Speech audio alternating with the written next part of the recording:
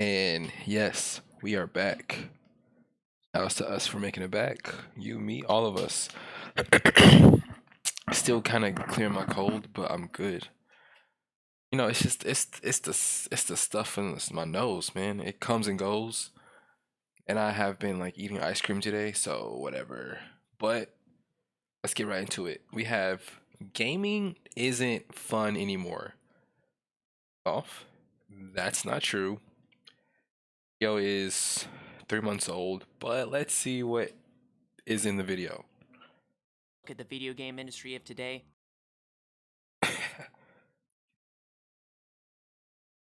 If you were to look at the video game industry of today, you might think gaming is in a golden age. Video games have never been more popular.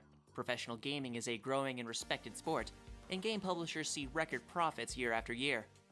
This surface level success, however, conceals many of the core issues plaguing modern games: hypermonetization, egregious laziness, and a total lack of passion or vision. In terms I can agree with the lack of vision and the monetization problems. Most games do feel like I'm not gonna say most games. In most cases, you can just tell that there's no passion put into games. At least triple A games, I guess. I don't know. It's kind of weird because some games, obviously, like Elden Ring, is an amazing game, but not every game is Elden Ring, and not every game can be Elden Ring. But Elden Ring is the type of game you come across and you just fall in love. So, in my honest, this is how I feel. I feel like if if you can get, you can honestly find in a whole year, if you can honestly find, you know, I want to say 5 or 10 games you can play, you enjoy it, and you can put some legitimate time into, you're fine. That's good. That's my opinion. of quality and actual care put into games, modern gaming has been on a consistent decline for close to a decade now. From predatory microtransactions to broken, But to his point, Sonic Frontiers, like I bought Sonic Frontiers and I was like, it's like it really is a slap in the face to want to support something, be absolutely like optimistic and hyped for it, and then to buy something like Sonic Frontiers. It is a huge huge slap. original games to the current And to my point, Sonic Frontiers is so bad I couldn't even finish it. I didn't even want to finish it. I didn't even want to make another video about it. I didn't want to point out all the flaws. If you play the game and you have any respect for yourself, you can't finish the game. It's not possible. drought of new and interesting IPs.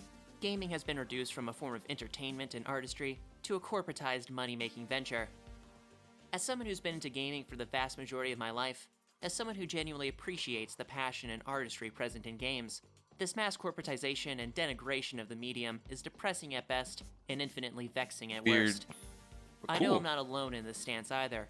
The countless failures and disappointments of the modern games industry has left most gamers tired and frustrated.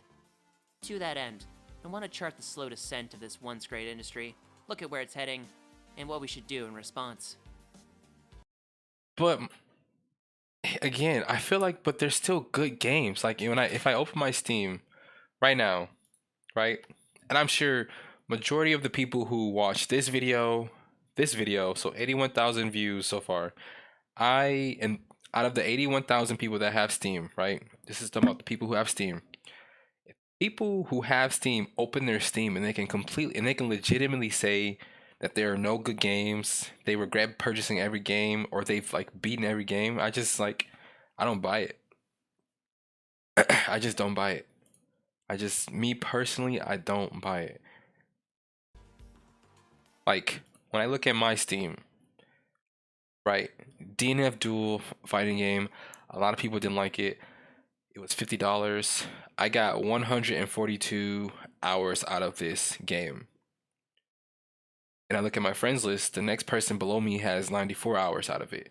Then 49, 31, 27. It kind of dwindles from here. 19. But my point is this game is good. This is a good, fun fighting game in my opinion.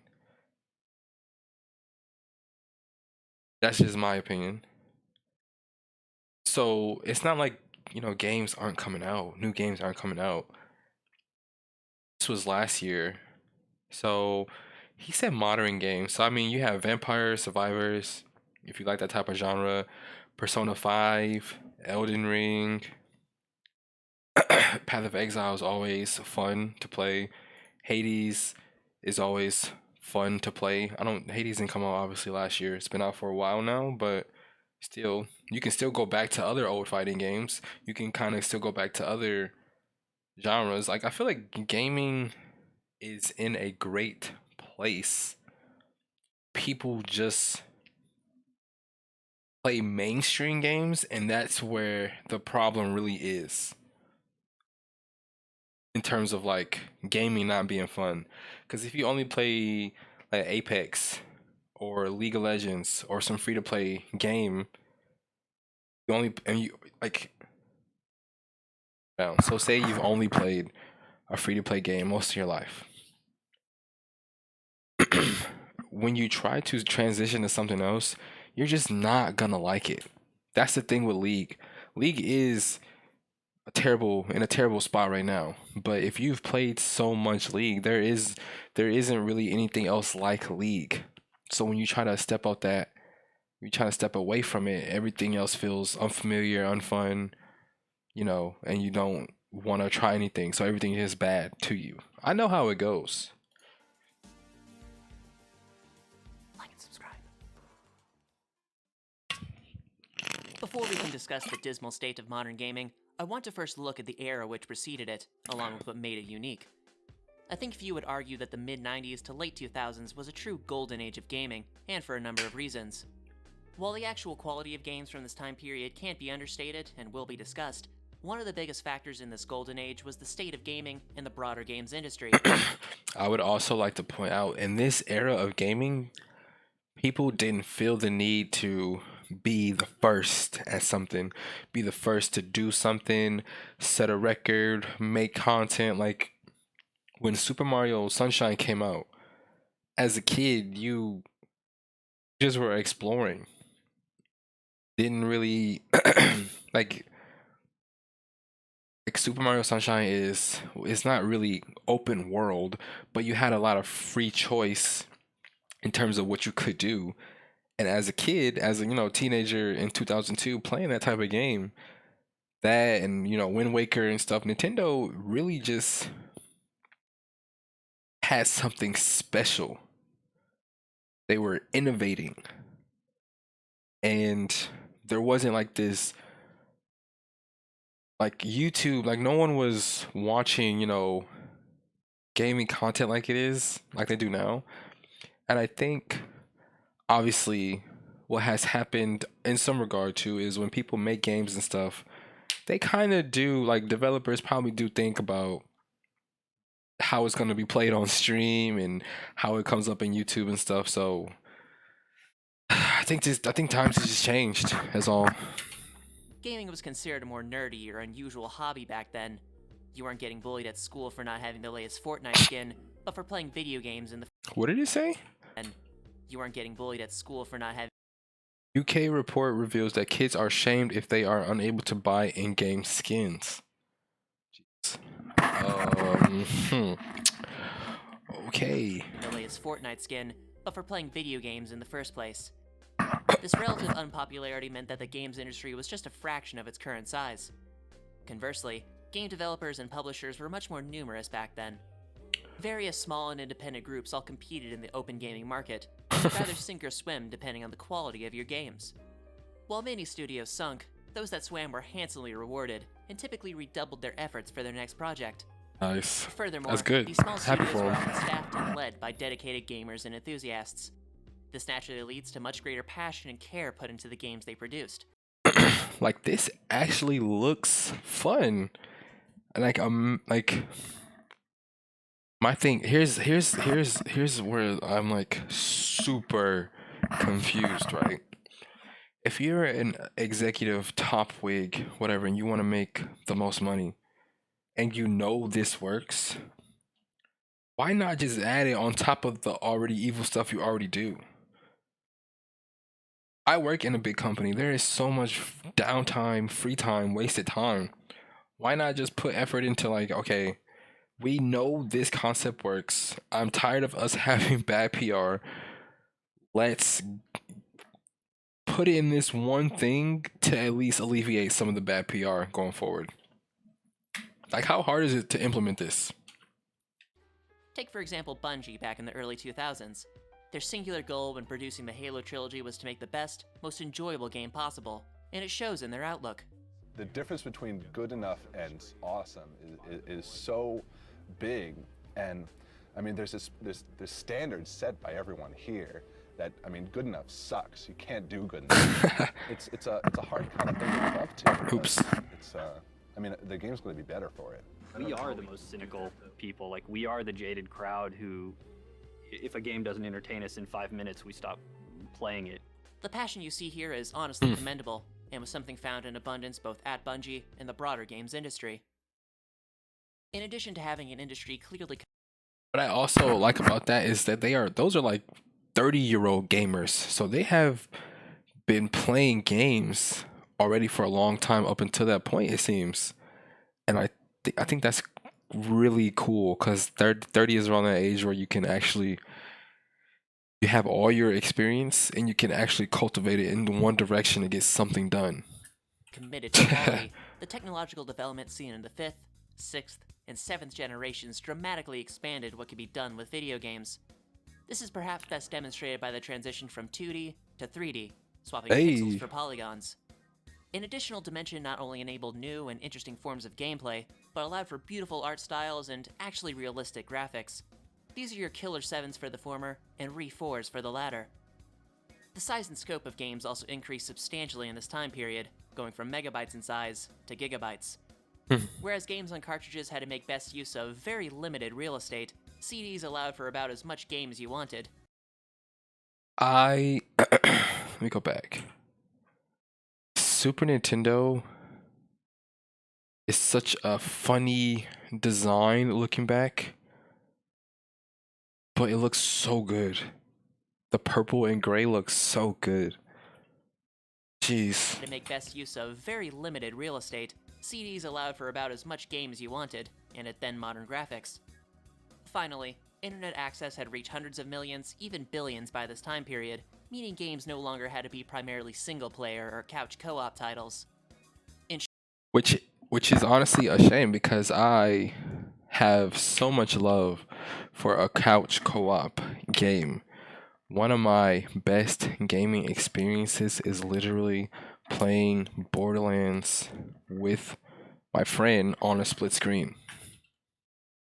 Such a good experience that you just cannot give up, bro. Like, that is such a cool experience, and there's really just no more co-op games, which is sad. Short, the games industry not only had the technology to make new and engaging games, but the will and passion to do so. And I feel the results truly... And I personally never play Halo, never been into shooters, so, you know, I don't really have an opinion on shooters, but I've always liked how much other people love Halo. I love the enthusiasm behind Halo. Speak for themselves. Hey, Persona, GTA, Mario Galaxy. I don't know what that was. Okami, Sonic Adventure Battle 2. Gaming during this golden age was, as the name implies, a pretty good time. Quite simply put, gamers were spoiled for choice in the 90s and 2000s. While shovelware and cheap cash grabs certainly were a thing, you had an absolute smorgasbord of quality titles to choose from no matter what you were looking for. If you wanted to play something on your own, Perfect just Dark, opt for Tony Hawk or literally anything from Nintendo at the time. Yep. If some friends were over, you had Halo or Mario Kart to rage at and laugh over. Yep. And if you wanted to meet cool new people on the wide world of web, WoW was still relevant. And not terrible. Gaming as a whole was just fun. People treated it as an enjoyable, exciting hobby. You'd hear from a friend that the new Scrimbo Bimblo slaps. And that's the important thing. people treated it as a hobby. Now, people treat gaming as a personality. You see it all the time. You see it in Twitter bios. You see it in Tinder bios. You see it. People self-describe themselves as gamers in Discord bios. Bro, it's like you don't have to. Like you can still play games as much as the next person without letting it become your personality. And I think that's literally the problem in terms of consumers and developers. It goes both ways because you can have a good game and a community can make it terrible. Like, like literally, that's Drop 40 or 50 bucks on it, and have a good time. Gamers had hope in the industry, and while expectations weren't always met and missteps were had, it was good for a time. Unfortunately, all good things must come to an end. The Roman Empire experienced unmatched prosperity and security for hundreds of years, before its slow and pitiful death in the 5th century. dang. Gaming is no different, and much like the Huns and Goths who brought low the Romans, it was an outside force which plunged the games industry into its dark age, the smartphone. In 1998, Nokia released their 6110 model of mobile phones. The 6110 offered numerous improvements and updates over the earlier Nokia 2110, one of which being the addition of Snake. Snake is a game you've likely heard of, seen, or played at some point. You play as a snake navigating a plane in search of food, and need to maneuver around your ever-lengthening body as you go from point to point. It's a simple little game, something you could play for a few minutes at a time, but its inclusion in the 6110 was one of its most liked features. In line with this, mobile phones going forward would often include short little games similar in scope to Snake. So it all started with Snake. Snake! Dang, man. Many of these games were shipped with the phone itself, and while it was possible to download additional games, they were never terribly common or popular. The system, however, would be completely turned on its head in 2007 upon the release of the iPhone. The iPhone, and more specifically its App Store, offered users a variety of applications and games for purchase. Much like the iPhone itself, this storefront proved wildly successful. And this is my thing, dude. As someone who has played games a large amount of their lives too, and I have tried mobile games, I just do not see the appeal in spending money on a mobile game when a clear, better alternative exists. I never understood it. I never understood it. Never understood it. And this is coming from someone who spent money on MapleStory. And you can argue, why would you spend money on MapleStory? True. Why would I? But to spend money on a mobile game, like at least in MapleStory, there's like community reasons to like want your character, at least back then, you wanted your character to look cool, better, because it was an extension of yourself. In phone games, it's just you in the phone. Leaderboards, not really. Like who is? I don't know.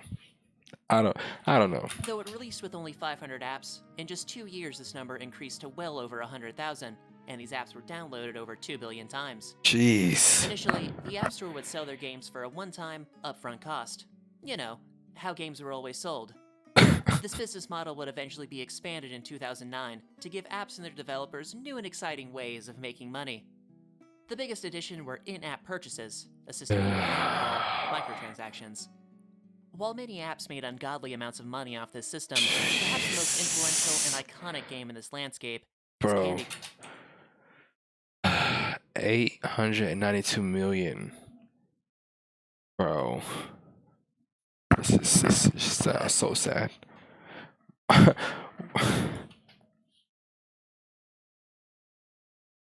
don't know. Maybe it's not sad. Maybe it's just life, bro. Money off this system, perhaps the most influential and iconic game in this landscape is Candy Crush.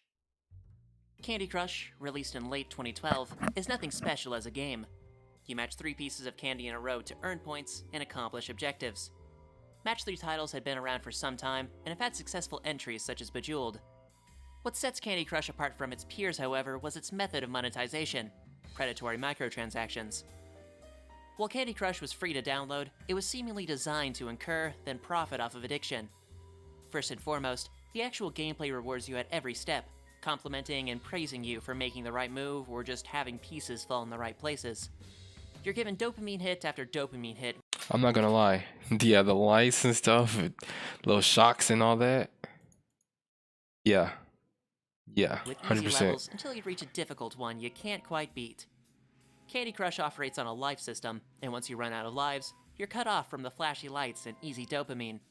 You can either wait a ridiculous, uncomfortable amount of time until you can get your Uncomfortable. dopamine fix, or just pay 99 cents for an immediate refill. Both options funnel you into playing, and eventually paying more and more, and it was this Skinner box design that led to Candy Crush's success. To put it in perspective, Candy Crush alone brought in about $1.1 billion in 2014. That same year, the entire games industry had revenues of $85 billion. A single game with a Dude. basic art style and simple gameplay loop made up over 1% of the games industry, all because it had an unbelievably effective microtransaction system. This runaway success told the games industry 2 things. First of all, video games were big money, a business venture that could be insanely profitable. This is not to say the games industry wasn't already massive, it was raking in tens of billions at the time, but it put into perspective just how much money you can make off of games. Second, a game doesn't have to be good in the traditional sense to be profitable. Making a game that is legitimately fair and enjoyable doesn't have to be a prerequisite for success. It just has to have the right mechanisms to fleece people of their money and have them come back for more.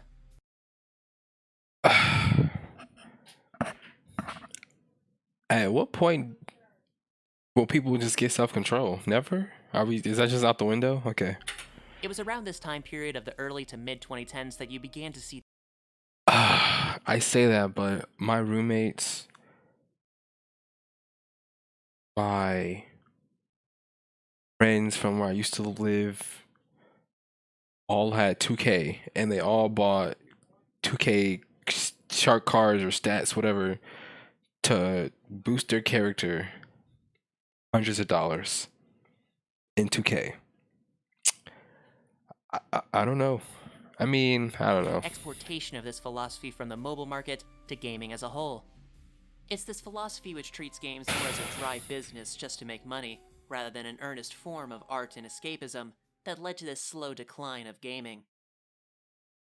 For anyone who's paid even a modicum of attention to the broader games industry over the past few years, you'd find it mired in scandals, mediocrity, and disappointment. The reason for this goes back to the philosophy shift mentioned earlier. Games aren't being made to be enjoyed, but to make money. It's this hard shift in priorities that has just gutted the soul of gaming and replaced it with flowcharts, focus groups, and revenue projections. Take for example the explosive growth in microtransactions over the past decade or so. Modern games are often replete with issues such as slow progression, unbalanced game.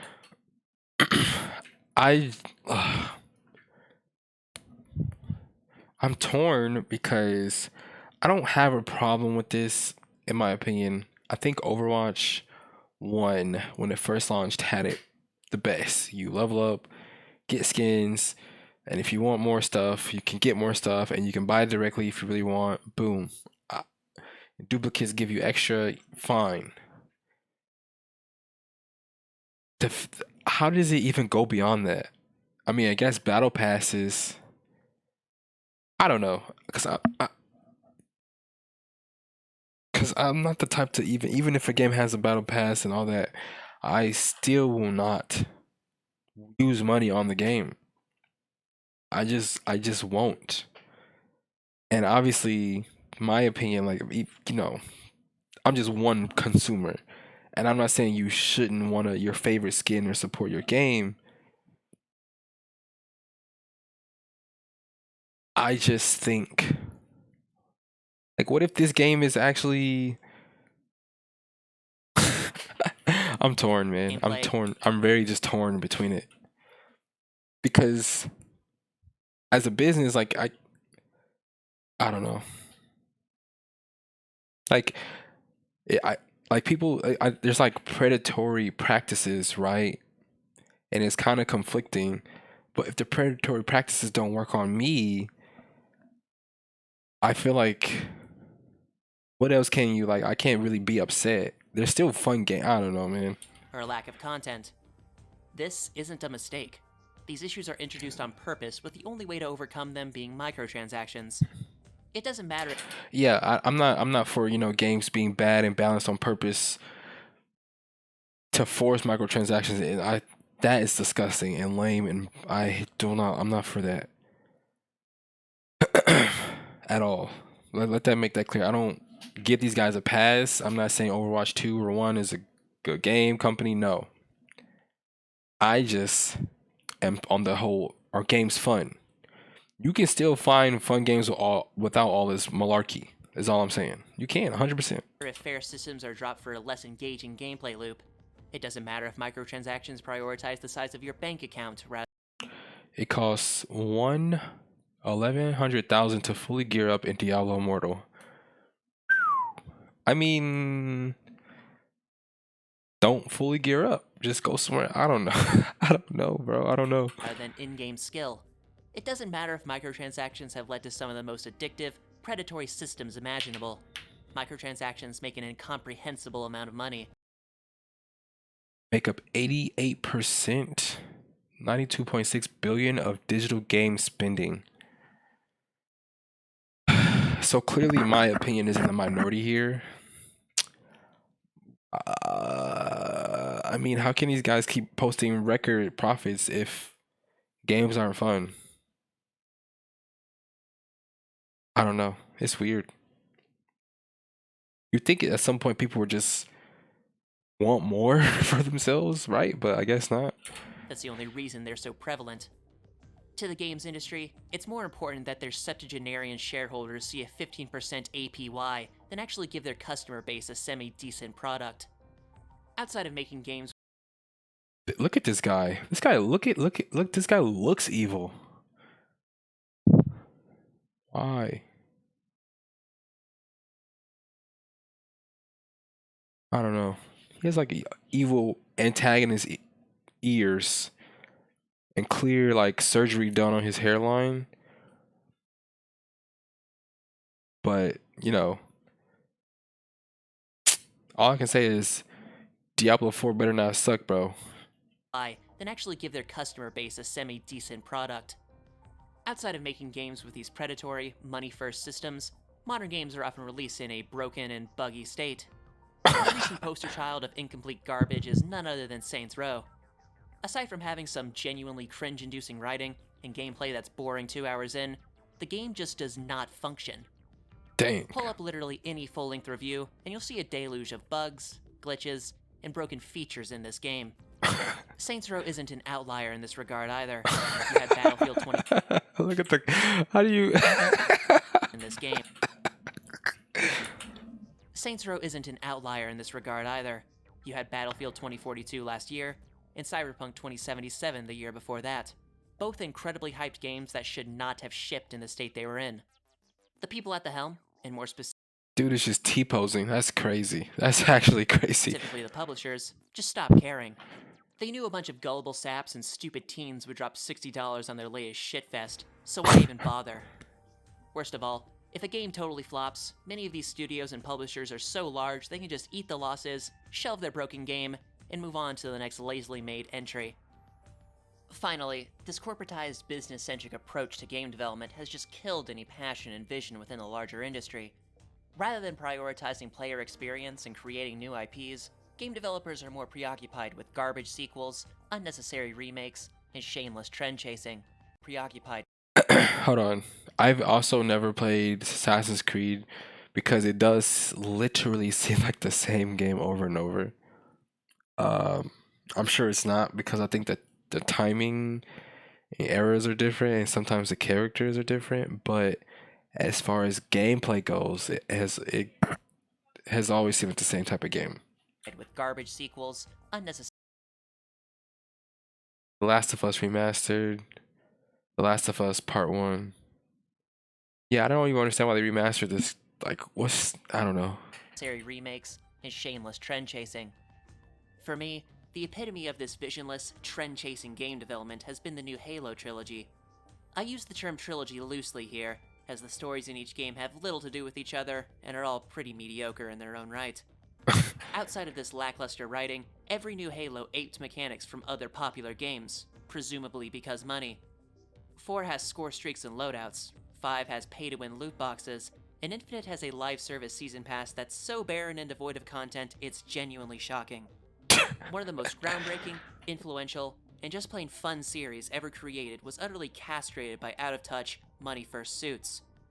Most tragically of all, this fate has fallen countless other IPs and series, all reduced to shells of their former selves by visionless hacks and unoriginal frauds. The AAA games industry has fundamentally regressed, its priorities totally misaligned with the point of gaming, and unfortunately, it's a situation that I don't see changing anytime soon. It's blatantly obvious that money is the biggest, if not single motivating factor in making games nowadays, and if that's the industry's goal, then they're certainly succeeding.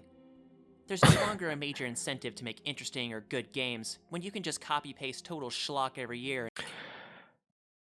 Dude, and people buy these games annually. That I do like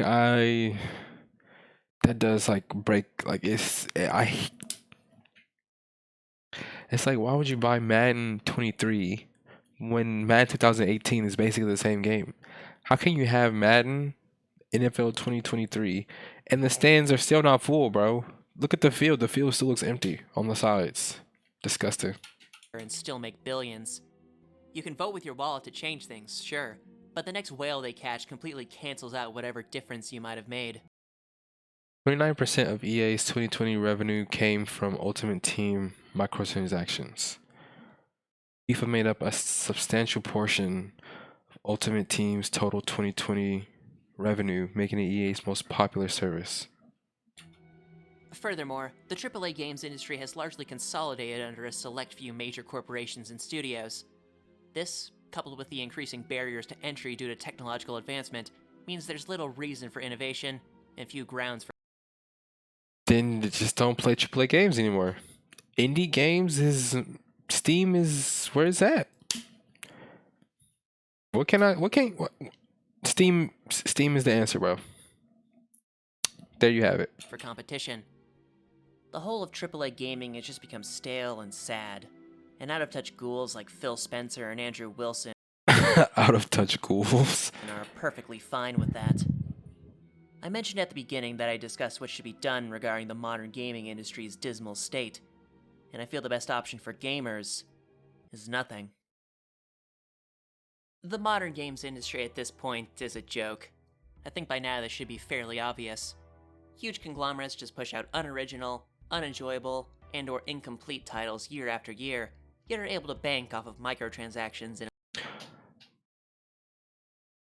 Well, he's missing out on one thing. I think modders are going to take over. I truly believe the modding community will continue to grow, and the tools that they have will be what liberates gamers in the future from this weird cycle. It's going to be mods, because eventually mods will be so indistinguishable that it's just gonna. You'll see. I don't even have to say it. Mods are the future. a lazy consumer base. Unless CEOs actually start caring about art outside of money laundering, or if predatory microtransactions get regulated into oblivion, I highly doubt there will be any major changes in the industry. So why bother with it at that point? It's better to avoid this constant deluge of disappointment than hope COD 37 will be marginally better than its predecessors. Instead, imagine this happening to you. Oh my, I would not play again. This is game quitting energy. I would just, all right, y'all got it. Goodbye. Rather than deal with the cultural void that is the modern games industry, just go back to that golden age. A friend of mine remarked that it's sad some of the best games ever have already been made. And while this is pretty accurate, it's also true. There are countless excellent titles from back in the day that many of us haven't gotten around Hey, to or didn't hear of when they were released. They're games often made with passion, and because you Sly couldn't just patch Cooper. in fixes back in the day, they're actually complete. Furthermore, strong communities for retro titles are still going strong to this day, be it for speedrunning or just for enthusiasts of a particular series. Alternatively, while AAA publishers and studios have seemingly abandoned passion for green slips of paper, you're much more likely to find well-crafted, lovingly made games from indie studios. From early classics such as Super Meat Boy and Binding of Isaac, to recent titles like Hades or Ultra Kill, indie games have consistently churned out innovative and engaging games actually worth your time. Never While played there are this. weird and bad entries in the indie scene, at the very least it's a space that cares about the art of gaming along with their community. Finally, if you absolutely have to play the latest Gears of Halo Theft Auto 5 or Gorbino's Quest, Gears of Halo Theft. get it at a discount. Or, at a discount. All in all, even if the modern games industry is in its dark age, it doesn't mean gaming has to be. Like, how can no one recreate Paper Mario? Paper Mario is so good. Yeah, I've probably only seen like 2 clones of it. Not clones, but games inspired by it. And they don't even measure up halfway. People, I mean, I'm saying. That's all I'm saying. Show me Paper Mario 3. There are Somebody. more than enough excellent games, new and old, Please. to play and enjoy. Games that are free of the hollow influence of this once great industry. Thank you so much for watching this video. While I haven't covered gaming content much on this channel, outside of a video on last year's Activision fiasco, it is a topic I am interested in and fairly passionate about. The general state of gaming at present, along with my discontent for it, was something I wanted to discuss, as it's been a perennial issue for years now. I hope you found my perspective on this matter interesting, or at the very least informative. Maybe leave me a little comment with your thoughts on this. With that out of the way, shake hands with the like, hug the subscribe button, and that bell. Until next time, take care. Hey, fun video. Very fun. I have the opposite problem because none of the things discussed in this video work on me. So I don't really have people to even play games with. So yeah. Fun video though.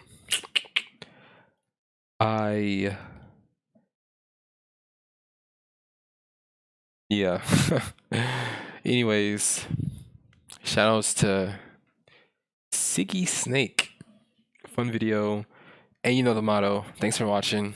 Yeah. See you guys in the next video. That was the one. Shoutouts to games. Shoutouts to Paper Mario, Super Sunshine, and Naruto Uzumaki. Peace.